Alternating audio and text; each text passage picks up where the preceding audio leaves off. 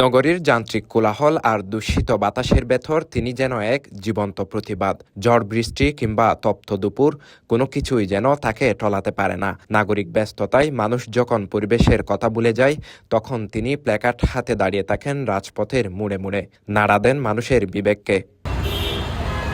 পথচারীদের তাচ্ছিল্য কিংবা কৌতূহলী দৃষ্টির তোয়াক্কা না করে এভাবেই তিনি ছড়িয়ে দিচ্ছেন এক নীরব বিপ্লবের বার্তা। দর্শক, চোখে চশমা, মুখে মাস্ক আর মাথায় হেলমেট, প্ল্যাকার্ড হাতে এই মানুষটিকে কখনো নিউ মার্কেট মোড়ে, কখনো বদরহাট, কখনো বা বিভিন্ন এলাকায় দেখা যায়। আজকে আমরা তাকে দেখছি চট্টগ্রামের বন্দর এলাকায় পরিবেশ সচেতনতায় বিভিন্ন প্ল্যাকার্ড হাতে তিনি এখানে দাঁড়িয়ে আছেন। আজকে আমরা যা মূলত তিনি কি বার্তা দিতে চাচ্ছেন, ভাই একটু বলবেন যে এই যে আপনার পোশাক আশাক এবং বিভিন্ন চোখে চশমা, পরিবেশ দূষণের বিভিন্ন প্ল্যাকার্ড, কি বার্তা দিতে চাচ্ছেন?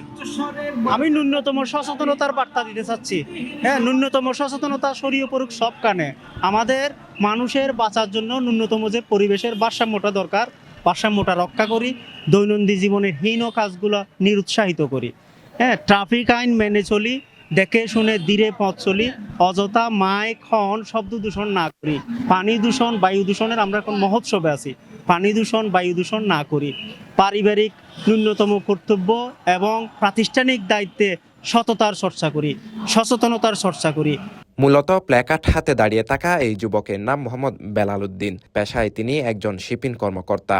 কর্মব্যস্ততার ফাঁকেই সমাজের প্রতি দায়বদ্ধতা থেকে তিনি নেমে পড়েন রাজপথে। নগরীর বিভিন্ন সড়কে দাঁড়িয়ে নীরব প্রতিবাদের মাধ্যমে মানুষের মধ্যে পরিবেশ সচেতনতা ছড়িয়ে দেওয়াই তার মূল লক্ষ্য।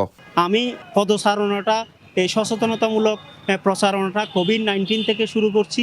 আমার ইচ্ছা যে প্রতিটা মানুষের নজরে আমি পড়ব, আমাকে খেয়াল করবে আমি কেন দাঁড়িয়ে আছি। মানুষের মূল্যবান সময় হচ্ছে পৃথিবীতে মানুষের সময়। আমি সেই সময়টা দিয়ে, সেই মায়াটা দিয়ে আমার মা বোনদের আমি সচেতন করার আপ্রাণ চেষ্টা চালিয়ে যাচ্ছি। আমি চাই ন্যূনতম সচেতনতা ছড়িয়ে পড়ুক সব কানে, প্রাণের অস্তিত্ব আছে যেখানে। আমি চাই সততার চর্চা হোক, সচেতনতার চর্চা হোক, মনের ইতিবাচক উন্নয়নের সুস্থ প্রতিযোগিতার চর্চা হোক। আমার আজকের শপথ, আত্মসচেতনতায় মুক্তির পথ। ভোরের প্রার্থনায়, সৎকর্মের চর্চায় সকালের আকাশ দেখে দিন শুরু করি। মা, মাটি, মানুষের পরিবেশকে ভালোবাসতে শিখি। প্রাকৃতিক খাবারকে প্রাধান্য দিয়ে হালালে পরিমিত খেয়ে নিজ নিজ ক্ষেত্রে সুস্থ প্রতিযোগী হই। অল্পে সন্তুষ্ট থেকে সুখী হই।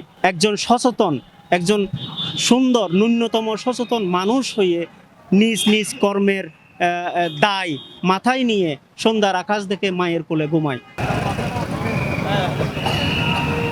আমরা প্রতিনিয়ত চট্টগ্রাম সহ বিভিন্ন এলাকায় বিভিন্নভাবে পরিবেশ দূষণ করি।